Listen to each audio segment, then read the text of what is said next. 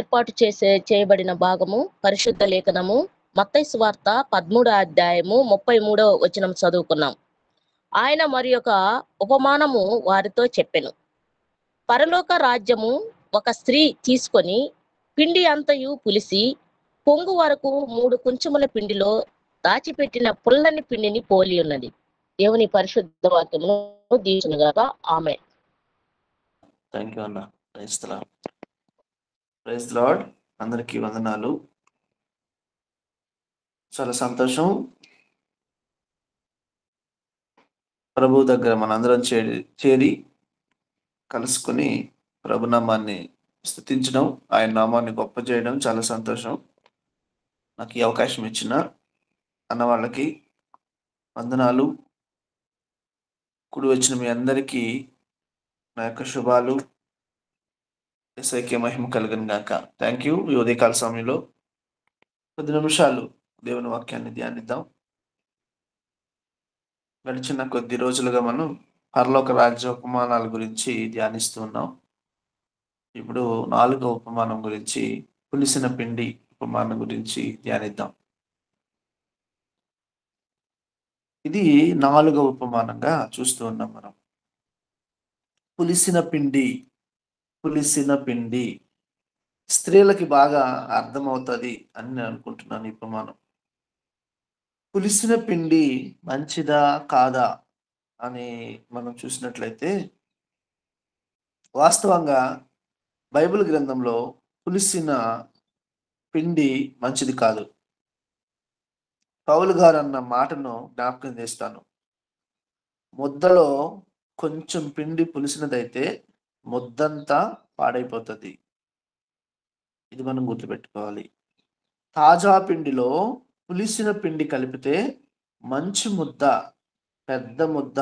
అందులో కొంచెము పిండి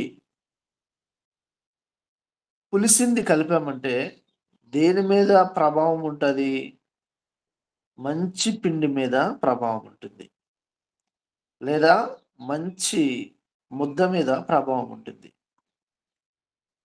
మనకు అర్థం అవ్వాలంటే మనము పాలు తోడు పెడతాము కదా. పాలు తోడు పెడతాం. తోడంటే మజ్జిగో పెరుగో కొంచెం తీసి మంచి పాలలో వేస్తాం. అంటే పాలలో మజ్జిగ లేదా పెరుగు కలిపితే తెల్లారేటప్పటికి ఏమవుతుంది? మంచిగా ఉన్న పాలని అది విరగ్గొట్టేస్తుంది. అంటే పులిసిన పిండి బైబిల్ గ్రంథంలో దుష్టత్వానికి, పాపానికి, చెడుకి గుర్తుగా ఉంది. పులిసిన పిండి మంచిది కాదు. దాని అర్థం ఏంటంటే, ఇంత మంచి ముద్ద కొంచెం పులిసిన పిండి కలిపితే ముద్దంతా పాడైపోయినట్టుగా భక్తి జీవితంలో, మన జీవితంలో కొంచెం చెడు, కొంచెం పాపం మొత్తం మన భక్తి జీవితాన్ని నాశనం చేస్తుంది.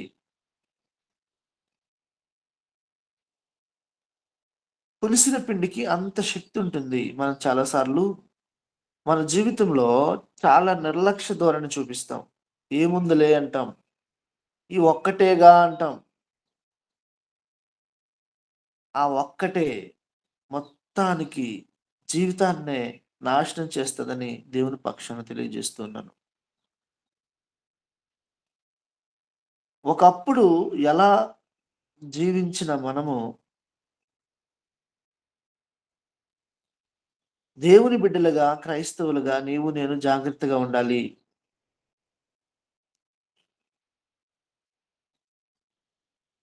సొలొమోను రాసిన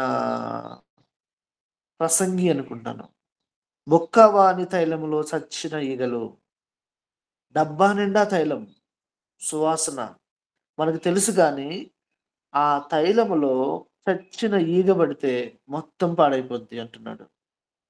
అంటే మన భక్తి జీవితంలో కొంచెం భక్తిహీనత మొత్తము మన జీవితాన్ని నాశనం చేస్తుంది అని ప్రభువు చెప్తున్నాడు. ప్రత్యేకంగా దేవుడు పులిసిన పిండి ఉపమానం ఎందుకు చెప్పాడంటే, ఈరోజు మనం ధ్యానిస్తున్నాం పరలోక రాజ్య ఉపమానాలు అనగా, ఇవన్నీ మనలను పరలోక రాజ్యమును చేరినట్లుగా భూమి మీద మనం ఎలా బ్రతకాలో నేర్పిస్తున్నాయి. జాగ్రత్తలు ఇప్పుడు మనము ఒక దూర ప్రయాణం చేసేటప్పుడు అన్ని విషయాల్లో జాగ్రత్త తీసుకుంటాం. ఆ జాగ్రత్తలే ఈ ఉపమానాల గురించి. కాబట్టి జాగ్రత్తగా మనం నేర్చుకోవాలి. పాపం అనేది మనకి ఒకేసారి పెద్దగా కనిపించదు. చిన్న చిన్నగా ప్రారంభమవుతుంది. మన జీవితంలో పాపము చిన్న చిన్నగా ప్రారంభమవుతుంది. చివరికి నాశనము, వినాశనము, భక్తి జీవితంలో పతనానికి తీసుకొని వెళ్తది. ఇది మనము గుర్తుంచుకోవాలి. పాపము ఎప్పుడు కూడా చిన్నది, పెద్దది, పెద్ద పాపి, చిన్న పాపి అని ఉండదండి. పాపము పాపమే. అర్థమవుతుందా? అయితే మనం పాపంతో చెలగాటం చేయొద్దు. పాపంతో ఆటలాడొద్దు. పాపము బహు ప్రమాదకరం. నాశనానికి తీసుకొని వెళ్తది. అదే పులిసిన పిండి, అదే దుష్టత్వము, పాపము, అపవాది, అపరాధం. మన రాజ్యాంగం మనం ఎలా బ్రతకాలో దేవుడు రాయించి ఇచ్చిన పుస్తకం ఇది. పరిశుద్ధ గ్రంథం.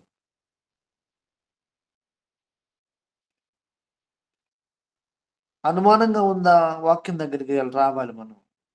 ఏం చేయాలో తెలియట్లేదా మనకు? వాక్యం దగ్గరికి రావాలి. ఎలా బ్రతకాలో అర్థం కావట్లేదా? వాక్యం దగ్గరికి రావాలి. జీవితంలో సమస్యల అర్థం కాని పరిస్థితుల వాక్యం దగ్గరికి రావాలి. అన్ని వాక్యంలో ఉన్నాయి. అంత వాక్యంలో ఉంది. వాక్యములో లేనిది ఏది చెప్పినా పులిసిన పిండే. దేవుని యొక్క వాక్యానికి సంబంధించి కాకుండా సొంతంగా ఏది చెప్పినా అది పులిసిన పిండే. ముద్దంతా పాడైపోద్ది. ఈ ముద్ద పరిశుద్ధమైంది. ఈ ముద్దలో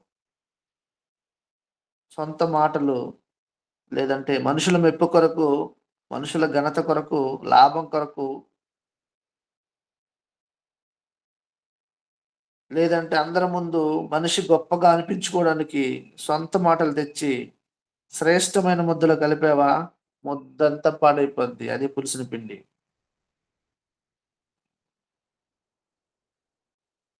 పులిసిన పిండి నా ఒక్కడితో అంటే సంఘాల్లో కూడా ఒక్కడితో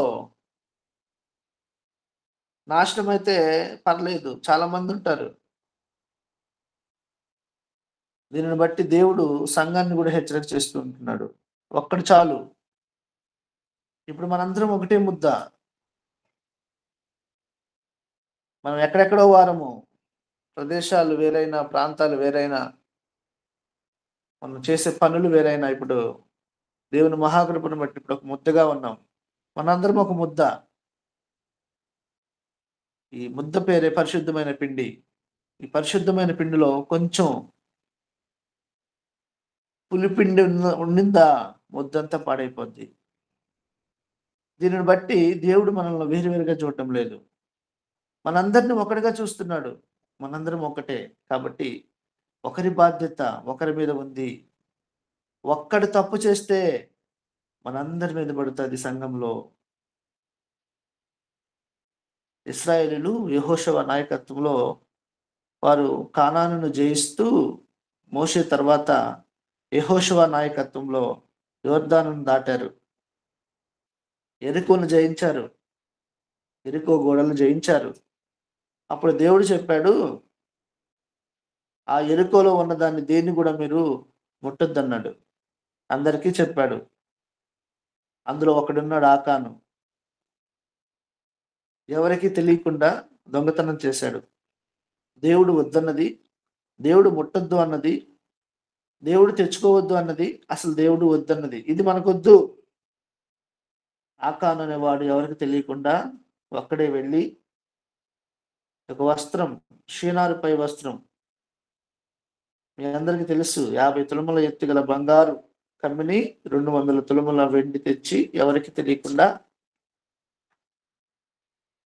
భార్య పిల్లలకు కూడా తెలియదేమో, తెచ్చి గుంట తీసి గుడారంలో పాతిపెట్టాడు. అనుకున్నాడు, అమ్మయ్య ఒక పని అయిపోయింది. అసలు దేవుడు వద్దు అన్నది ఎందుకు? తెచ్చి దాచేశాడు. మళ్ళీ ఇశ్రాయేలీయులు హాయి పట్టణం మీదకి యుద్ధానికి వెళ్ళాలి. వేగులు వారు వెళ్ళి చూసి వచ్చి అన్నారు, యెహోషువ, అయ్యా మనం ఎరుకోనే జయించేశాం. ఎరుకోతో పోలిస్తే హాయి చాలా చిన్నది. ఎంతమంది వద్దు అసలు యుద్ధానికి? 2-3 వేల మంది చాలు, వాళ్ళని జయించేస్తాం. అప్పుడు చెప్పినప్పుడు యెహోషువ నిజమే అనుకున్నాడు. మొత్తానికి యుద్ధానికి 3,000 మంది వెళ్ళారు. ఏమైందో తెలుసా? చిన్న పట్టణము హాయి ముందు నిలబడలేక ఇశ్రాయేలీయులు పారిపోయిరి. వెంటబడి తరిమారంట వాళ్ళు. తరమటమే కాదు, 36 మందిని చంపేశారు. ఈ సంగతి యెహోషువకు తెలిసినప్పుడు యెహోషువ గుండెలు బాదుకొని, నెత్తి మీద బూడిద పోసుకుని, బట్టలు చించుకొని, బోర్ల పడుకుని ఏడుస్తున్నాడు. ప్రభువా, ఏమైంది ఏమైంది ఏమైంది? మేము ఓడిపోవడం ఏంటి? మేము మీ ప్రజలం కదా, మేము ఓడిపోవటం ఏంటి ప్రభువా? మీకు అవమానం కదా, ఎందుకు ఇలా జరిగింది అన్నప్పుడు దేవుడు అన్నాడు, ఎందుకు ఇక్కడ ఏడుస్తున్నావు నువ్వు? లేగు, జరగాల్సిన తప్పిదం అంతా జరిగిపోయింది. ఏంటంటే ఇశ్రాయేలులో ఒకడు పాపం చేశాడు. నేను వద్దన్నది తెచ్చాడు, ముట్టొద్దన్నది ముట్టేశాడు. పాపం చేసింది ఒక్కడు, తగులుకున్నది మొత్తానికి. ఇప్పుడు ఇశ్రాయేలీయులు అనే ముద్దలో పులిసిన పిండి ఎవరు? ఆకాను అనేవాడు. సంఘంగా ఇప్పుడు మనం ఉన్నాం. మనలో మనల్ని పరీక్షించుకోవాలి. ఆకాను లాంటి లక్షణాలు, స్వభావాలు మనలో ఏమైనా ఉన్నాయా? మనలో వాడికి చెందిన వారు ఏమైనా ఉన్నామా? మనలో మనం పరీక్షించుకుందాం. దేవుని వాక్యాన్ని జాగ్రత్తగా అర్థం చేసుకోవాల్సిందిగా మనం చేస్తూ ఉన్నాను. మన మధ్యలో ఎవరైనా ఉన్నారా ఆకానులు అని మనము గమనించవలసిన వారమై ఉన్నాము. ఒకటితో పోతే పర్లేదు, మొత్తానికి చుట్టుకుంది. దీని అర్థం ఏంటంటే, పులిసిన పిండి ఉపమానము ప్రభు చెప్పిన ఉద్దేశం ఏంటంటే, మీ భక్తి జీవితంలో చెడు ఏది ఉండద్దు, కళంకం అనేది ఏది ఉండద్దు.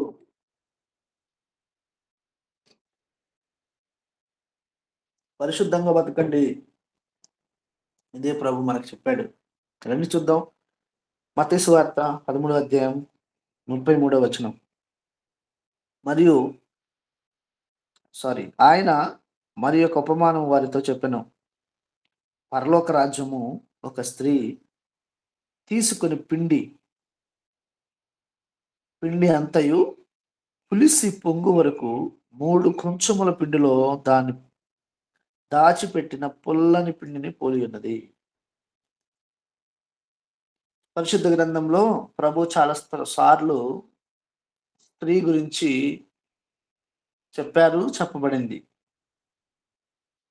చాలా సందర్భాలలో స్త్రీ మంచిగా చెప్పబడిన, ఎక్కువ సందర్భాలలో బైబిల్ గ్రంథంలో చెడుకు గుర్తుగా కూడా మనకు కనిపిస్తూ ఉంటుంది. స్త్రీ తీసుకునే పిండంతయు పులిసి పొంగు వరకు, పిండి ఏమైంది? పులిసిపోయింది. పొంగు వరకు 3 కొంచెముల పిండిలో దాచిపెట్టిన పుల్లని పిండిని పోలి ఉన్నది. అంటే జాగ్రత్తగా విందాం. పిండిని పులియబెడితే దానికి ఒక లక్షణం వస్తుంది. ఏంటి దానికి లక్షణం అంటే, తెల్లవారేసరికి అది పొంగుద్ది, పొంగు వస్తుంది. అంటే నిజంగా అది పొంగుతుందా?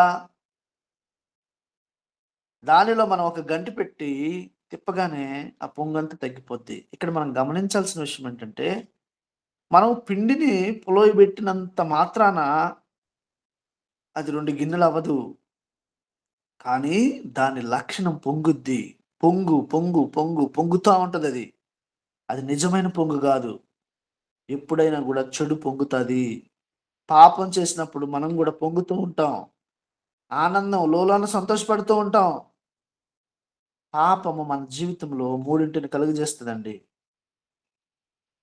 పాపము నిన్ను ఆకర్షిస్తుంది. ఏమి కాదులే చెయ్యి, చెయ్యి. నువ్వు ఒక్కడివేనా? వాళ్ళు కూడా చేస్తున్నారు గదా!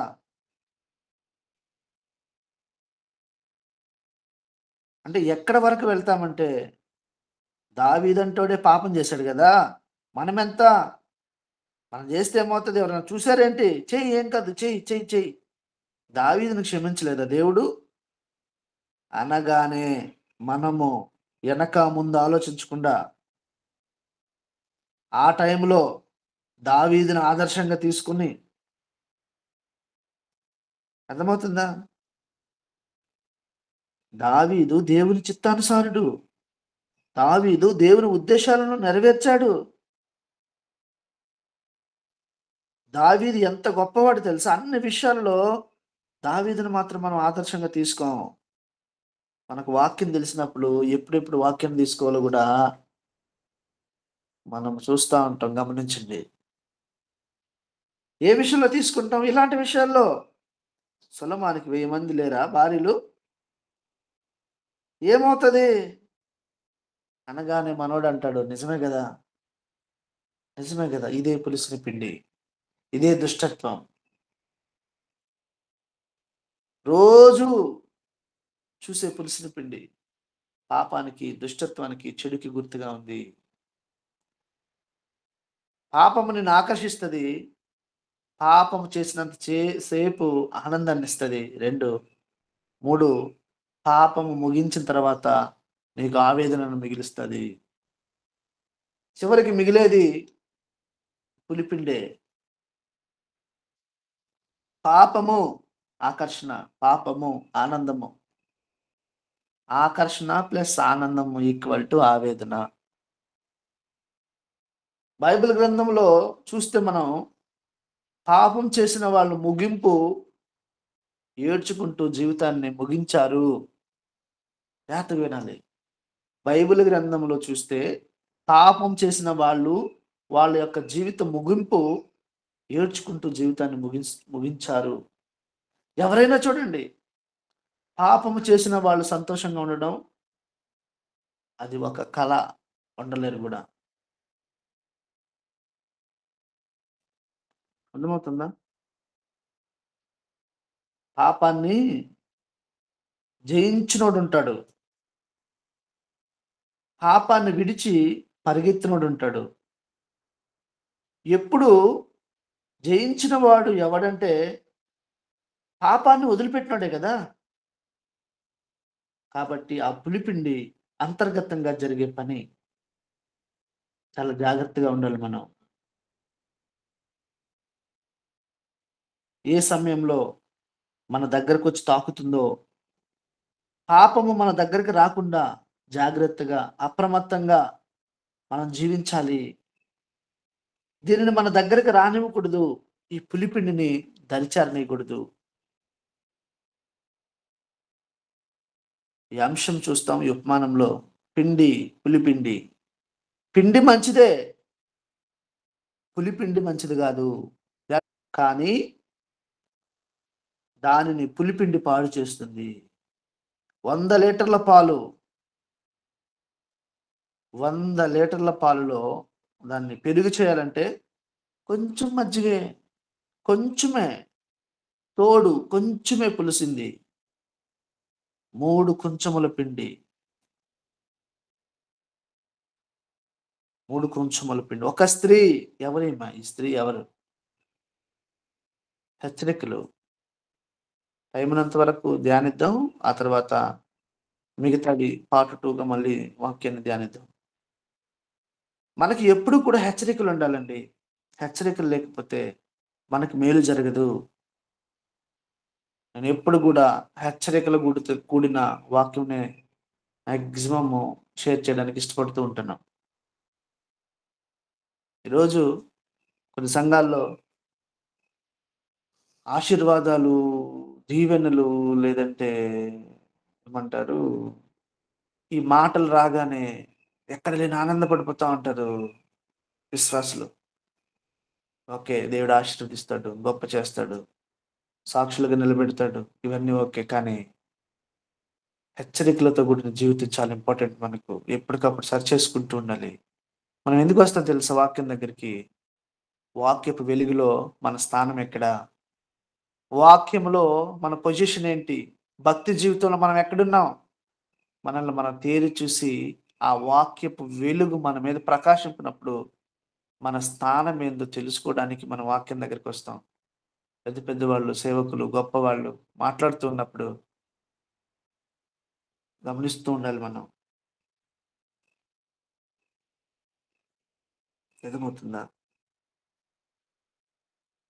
ధాన్యాన్ని దంచడం ద్వారా పిండిగా మారుతుంది. ఒక క్రమంలో దంచితే పిండిగా మారుతుంది. దీనికొక క్రమం ఉంది. ఇక్కడ పిండి అంటే దేవుని యొక్క వాక్యానికి గుర్తుగా ఉంది. దేవుని యొక్క వాక్యము ఒక క్రమమైన పద్ధతిలో విభజించి అర్థమయ్యేటట్లు మనం ఒకరు చెబితే చెప్పాలి. వింటే అర్థం చేసుకున్నట్లుగా మనం వినాలి. మనము బోధించేటప్పుడు కూడా కొన్ని మాటలు ఉన్నది ఉన్నట్లుగా చెప్పాలి. వ్రాయబడింది చెప్పాలి. తెలియంది చెప్పకూడదు. అనవసరమైన మాటలు అసలు చెప్పకూడదు. కల్పిత కథలో, కట్టుకథలో, వంకర మాటలో అస్సలు చెప్పకూడదు.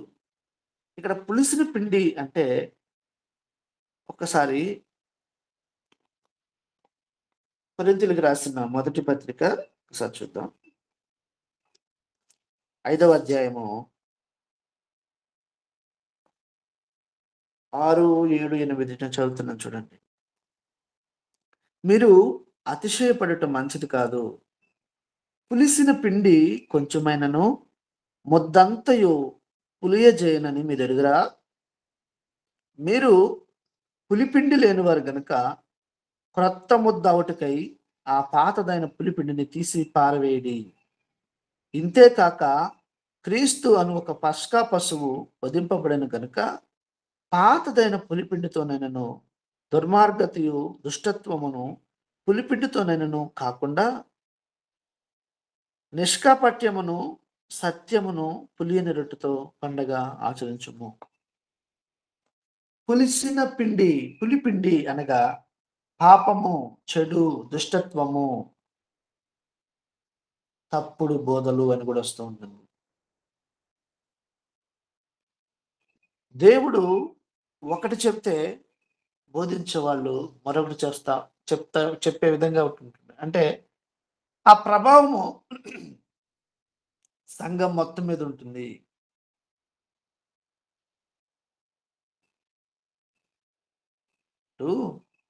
మనము దేవుణ్ణి ప్రభువా నువ్వు మాట్లాడాలి.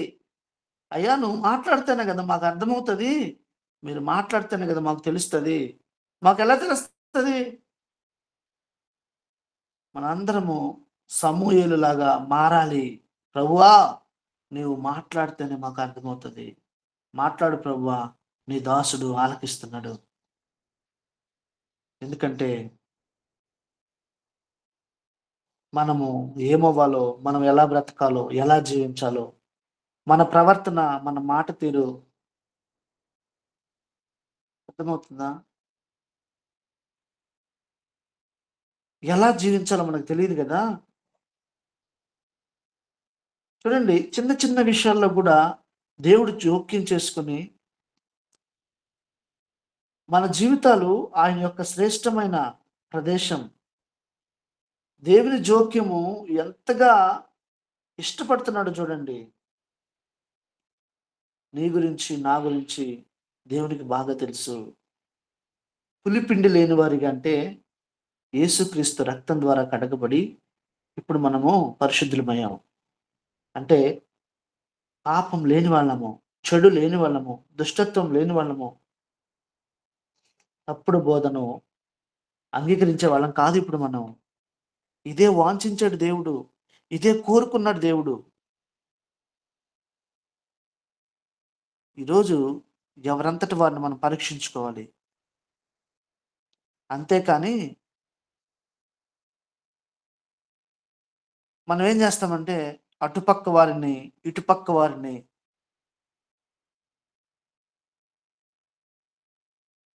అర్థమవుతుందా?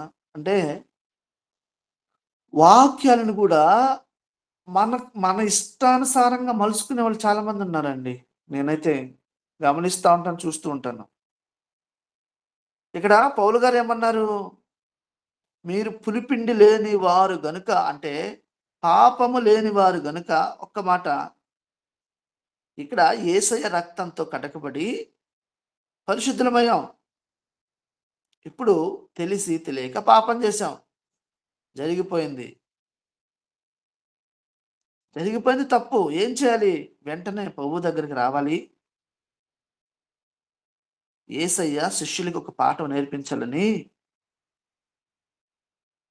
అంటే పాదాలు కడిగే ఒక పాఠం నేర్పించాలని ఆయన శిష్యుల పాదాలు కడుగుతున్నాడంట. అలా కడుగుతూ, కడుగుతూ, కడుగుతూ పేతురు దగ్గరికి వచ్చేసప్పటికి పేతురు అన్నాడు, "ప్రభువా, నీవు నా పాదాలు కడగటమా? అది ఎప్పటికి కుదరదన్నాడు." అన్నప్పుడు ప్రభు ఒక మాట అన్నాడు, "పేతురు, నేను ఇప్పుడు కడగకపోతే నాతో నీకు పాలు లేదు." అప్పుడు వెంటనే పేతురు, "ప్రభువా, అట్లయితే నా కాళ్ళు కాదు, మొత్తం కడుగు ప్రభు." ఆయన అన్న మాట ఏంటంటే, మన భాషలో చెప్పాలంటే, ఒక్కసారి స్నానం చేస్తే మళ్ళీ స్నానం చేయవలసిన అవసరం లేదన్నాడు. అర్థం చేసుకున్న వాక్యాన్ని. కాళ్ళు కడగడం అంటే దీని అర్థం ఏంటంటే, ఇది లోకం అనే అరణ్య యాత్ర. ఈ అరణ్య యాత్రలో నడుచుకుంటూ వెళ్తున్నప్పుడు, ఈ జీవితం జీవిస్తున్నప్పుడు మన కాళ్ళకి పాపము అనే మైలు, పాపము అనే మట్టి, పాపము అనే దుష్టత్వము అంటుకుంటూ ఉంటుంది. మన జీవితంలో మనం బలహీనులమవుతాము. చూపుల ద్వారా, ఆలోచనల ద్వారా, తలంపుల ద్వారా, కాని మాటలు, కాని స్థలాలకు వెళ్ళడం ద్వారా, కాని మనుషులను కలుసుకోవడం వాళ్ళ ద్వారా, కానానికి చేరు వరకు, పరలోకం చేరు వరకు మన కాళ్ళకి మట్టి అంటుకుంటది. వద్దన్నా అంటుకుంటది. అప్పుడు ఏం చేయాలి? కాళ్ళను కడుక్కోవాలి.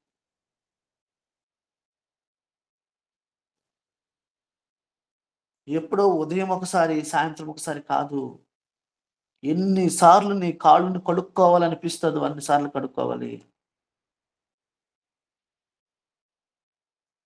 ప్రత్యక్ష గుడారం తెలుసు గదా మనందరికీ. దేవుడు మోషేకి చెప్పాడు. ప్రత్యక్ష గుడారం కట్టమన్నాడు. దానికి అక్కడ ఒక బలిపీఠం ఉంటది. మధ్యలో గంగాళం ఉంటది. ఆ గంగాళంలో నీళ్లుంటాయి. అనగా ప్రత్యక్ష గుడారంలోకి వెళ్ళే ఈ యొక్క యాజకుడు ఆ గంగాళం దగ్గరికి వెళ్ళి కాళ్ళు కడుక్కుంటాడు. కాళ్ళు, చేతులు కడుక్కుంటాడు. కాళ్ళు మన జీవితాన్ని చూపిస్తున్నాయి. చేతులు మన క్రియలను చూపిస్తున్నాయి. గంగాళము అనే నీళ్లు దేవుని యొక్క వాక్యం. మన కాళ్ళు మన జీవితాన్ని, నడవడికను శుభ్రం చేసుకోవాలి. చేతులు మన క్రియలను శుభ్రం చేసుకోవాలి. ప్రత్యక్ష గుడారం దగ్గరకు ప్రతి ఒక్కరు రావచ్చు. ప్రతి మానవుడు రావచ్చు. కానీ ఆ బలిపీఠం దాటి గంగాళం దగ్గరకు ఎవరు రావద్దు. ఆ బలిపీఠం దగ్గరే ఆగాలి. ఆ ప్రత్యక్ష గుడారంలో సేవ చేసే ఆ యాజకుడు గంగాళం దాటి బలిపీఠం దాకా వస్తాడు. వచ్చి వీళ్ళ కొరకు బలి అర్పించి రక్త ప్రోక్షణ చేసి మళ్ళీ వెళ్ళేటప్పుడు గంగాళం దగ్గర కాళ్ళు, చేతులు కడుక్కొని వెళ్ళాలి. అంతే. యాజకుడు ఆ దినాల్లో ప్రతిసారి దేవుని దగ్గరికి వచ్చేటప్పుడు ఇదిగో ఇలా పాటించేవాళ్ళు. కానీ యేసుక్రీస్తు యొక్క మరణం ద్వారా మనందరము యాజకులమైపోయాం. అంటే మనము బలిపీఠం దాటొచ్చేసాం. అంటే యేసయ్య బలిపీఠం మీద చనిపోయాడు. నిజంగా అక్కడ జంతువులను బలిచ్చేవాళ్ళు. కానీ మనకి బదులుగా యేసయ్య బలయ్యాడు. యేసుక్రీస్తు శిలువ మీద కేక వేసినప్పుడు గర్భాలయపు తెర పైనుండి, అనగా పరిశుద్ధ స్థలము, అతి పరిశుద్ధ స్థలం ఏమైందంటే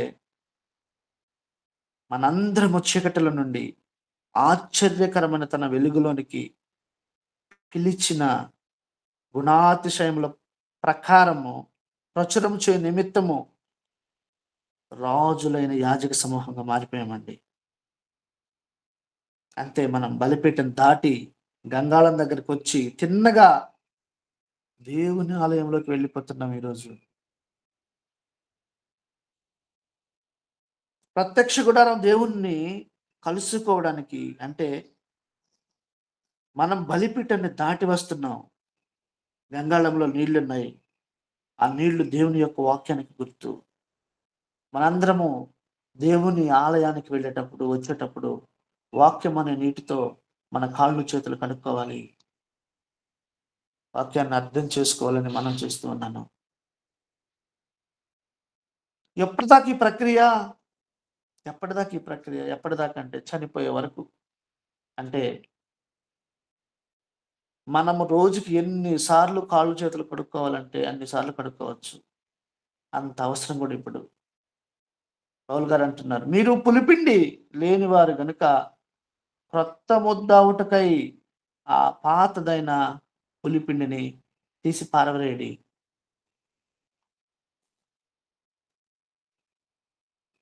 నెక్స్ట్ ఇదే వాక్యాన్ని నేను కంటిన్యూ చేస్తాను. ఇంకా వాక్యంలోకి వెళ్ళలేదు కాబట్టి నెక్స్ట్ ఇది పార్ట్ 2గా మనం ధ్యానిద్దాం.